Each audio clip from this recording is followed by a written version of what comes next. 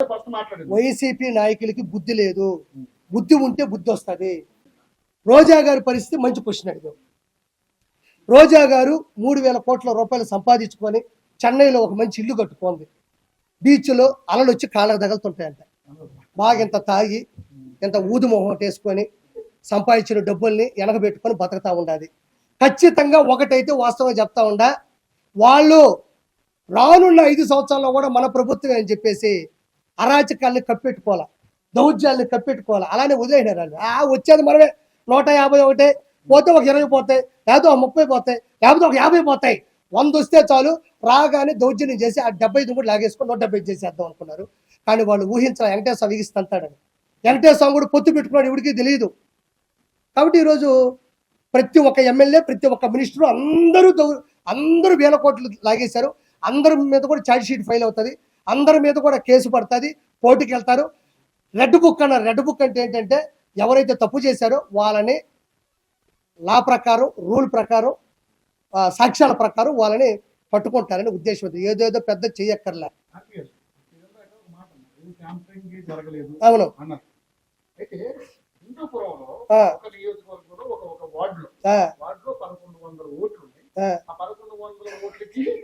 ప్రాతినిధ్యం వహించింది వైఎస్ఆర్సీపీ. అవును.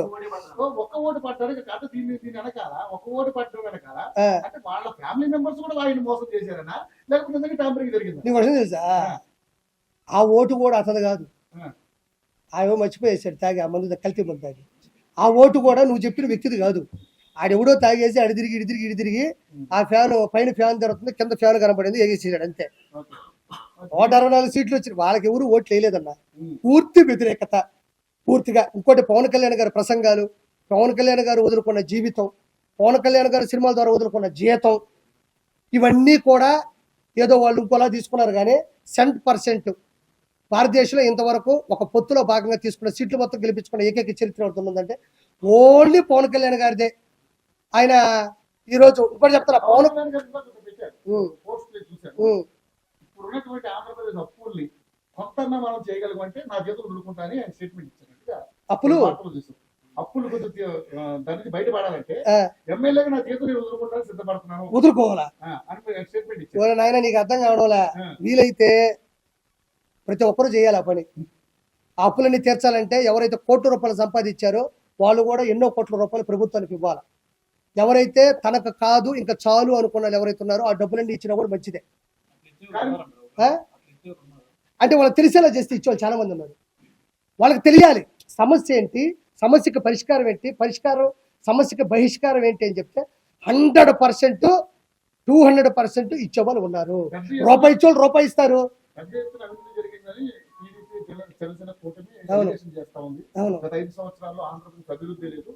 కేవలం వాళ్ళ ఆస్తులు పెంచుకోవడం కోసమే ఈ ప్రజలను దోచుకున్నారు చెప్పేసి. అవును. మరి వాటిని రికవరీ చేసే కార్యక్రమం చేపడుతుందా జనసేన కూటమి, టీడీపీ జనసేన కూటమి? 100% అన్నా. ఇప్పుడు ఈవీఎం ఇప్పుడు కక్ష సాధింపు అంటే నువ్వు నన్ను కొడితే నేను నిన్ను కొట్టడం, నువ్వు కొట్టావని నేను కొట్టడం కక్ష సాధింపు. కానీ నువ్వు కొట్టింది నా దగ్గర ఆధారాలుండి నేను ఆధారాలతో కేసు పెట్టి ఎఫ్ఐఆర్ బుక్ చేస్తే అది కక్ష సాధింపు ఎందుకు అవుతుంది? అది కక్ష సాధింపు కాదు, ఆధారాలతో కూడినటువంటి వాళ్ళకి వేసేటువంటి శిక్ష. నువ్వు నన్ను కొట్టావు, నువ్వు నన్ను కొట్టి నేను కొట్టాలంటే ఇంకా పోతానే ఉంటుంది ఈ కథ. టీడీపీ ప్రభుత్వం ఇది పెట్టుకొని తలుచుకోలేదు. ఇంకా మనకు సమయం లేదు మిత్రమా. వెంటనే పోలవరం ప్రాజెక్టు మీద పడాలా, రెండోది వచ్చేసి వెంటనే ఇప్పుడు అమరావతి రాజధాని కట్టాలా, వెంటనే కొన్ని మేనిఫెస్టోలు ఉన్నాయి, అతను నాశనం చేసినట్టున్నాయి, అన్నీ చేయాలి. కాబట్టి వాళ్ళకి ఇప్పుడు కక్ష సాధింపుల మీద కక్ష సాధింపులు చేస్తే లక్ష సాధింపులు ఉన్నాయి, 1 2 కాదు.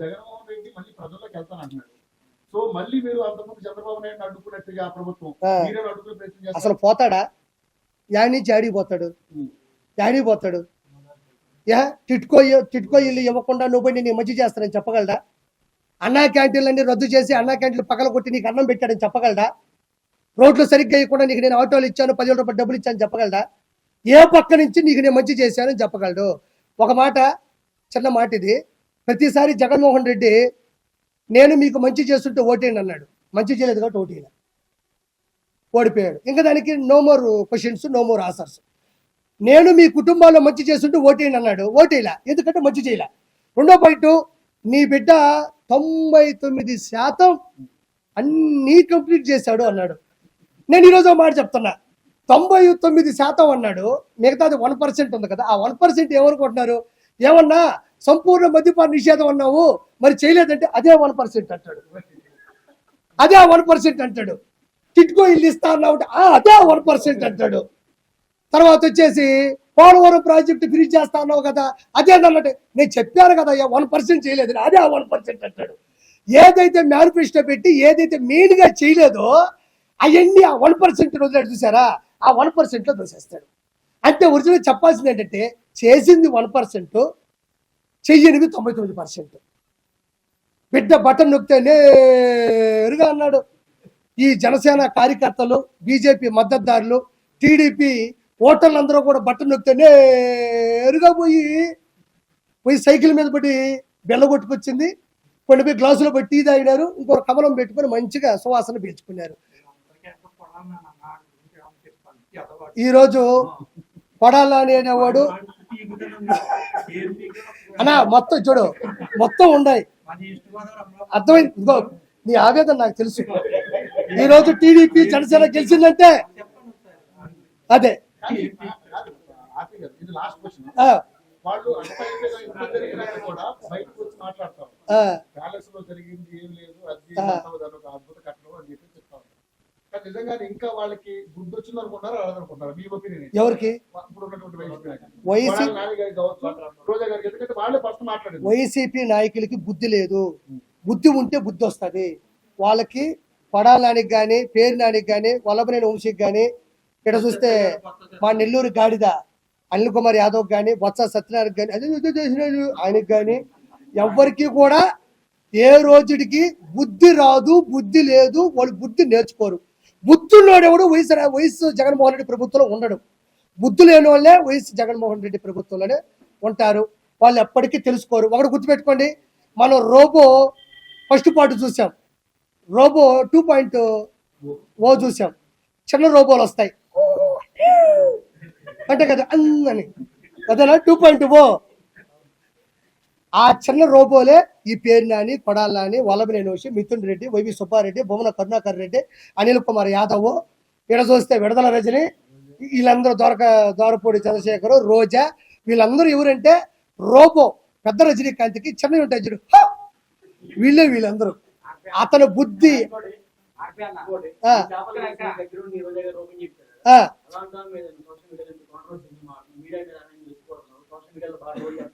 మంచి మాట అడిగావు, నేను చెప్తాం అనుకున్నా మర్చిపోయావు, నువ్వు గుర్తు చేసావు, నీకు సంత ధన్యవాదాలు. సరే ఒక మాట చెప్తా, చెప్తా వస్తున్నా. ఇక్కడ చాలా రేట్లు ఉన్నారు. ఒక పాయింట్ అనా వాడు చెప్తా, గుర్తుపెట్టుకోండి. సైలెన్స్ అన్న, ఒక పాయింట్ చెప్తున్నా. ఆర్కే రోజాని నేను రోజమ్మ అన్న సందర్భాలు ఉన్నాయి, రోజా మేడం అన్నాను, నేను చాలా సందర్భాల్లో పొగిడాను. ఎక్కడి వరకు? జడ్జిమెంట్ నుంచి, మా షోకాడి నుంచి, ఆవిడ ఉన్నటువంటి సింప్లిసిటీ వరకే నేను బతికిన పరిధిలో నాకు అవసరం. నేను మనసు నా రాష్ట్రాన్ని సర్వనాశనం చేస్తున్నారు, అందులో రోజా కూడా ఒక భాగం అయిపోయింది అని నేను తెలిసినప్పుడు, నేను రాజకీయాల్లోకి వచ్చినప్పుడు, రాజకీయాల్లోకి వస్తే అటాక్ చేయాలి, తిట్టాలనే పద్ధతి కాదు. ఆవిడ తప్పు చేసింది కాబట్టి చిన్న ఆర్టిస్టులు, చిన్న చితక ఆర్టిస్టులు. నేను ఈరోజు ఒక మాట చెప్తా ఉండా, ఈ రోజు ఆవిడ జడ్జిమెంట్ కూర్చొని డబ్బులు తీసుకుంది, టీమ్ లీడర్ గా నేను డబ్బులు తీసుకుని, ఆవిడ పని ఆవిడ చేసింది, నా పని నేను చేశాను. ఎక్కడే వాడు స్వచ్ఛందంగా వచ్చే అయ్యో ఆర్పీ వచ్చాడు స్కిట్ చేస్తున్నాను, నేను పొగడాలా, వాడిని నేను నిలబెట్టాలని ఎవడు రారు. నేనేమో రోజా గారు వచ్చారు, ఆవిడ జడ్జిగా నిలబడాలని నేనేమో ఊరికే స్కిట్లు చేయలే. ఎవరు డబ్బులు వాళ్ళు తీసుకున్నాడు, ప్రొడ్యూసర్ కూడా సంపాదించుకున్నాడు, ఎవరి పని వాడిది, ఆడితో ఒక వ్యాపారం. వాళ్ళు డబ్బులు పెట్టుకొని ఎవరైతే ఛానల్స్ పెట్టుకున్నారో, ఛానల్స్ తీసుకున్నారో, వాళ్ళు ఆనందంలో వాళ్ళు డబ్బులు పెట్టి వాళ్ళు బతికారు.